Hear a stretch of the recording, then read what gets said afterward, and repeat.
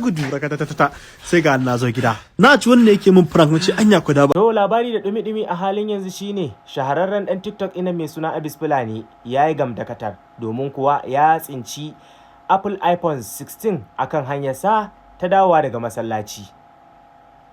A halin yanzu dai Hausawa na cewa garin daɗi na nesa angulu ta leƙa matsayi. To lalle Abis Fulani sai dai a taya shi murna domin kuwa ya tsinci wayar iPhone 16 akan hanyarsa ta komawa gida, inda ya ɗauke ta kuma ya je tabbatar da ingancin wayar ce.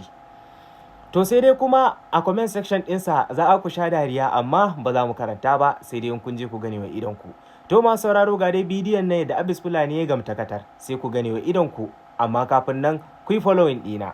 Amma ga yadda na tsinci sabuwar iPhone 16 na daga masallaci naga abu akan hanya na kalli dama na kalli hagu na tsinci ma abu kusan ban taɓa manta da hadisin da cewa man taraka bati siddan ba wanda ya gabaci ya kare to fa yau jahilin har na koma hanyar masallaci kai gida zan tafi sai gudu rakatatata sai ga na zo gida na ci wanda yake mun prank nace anya ku da ba ciki sai haki nake bara mu bude magani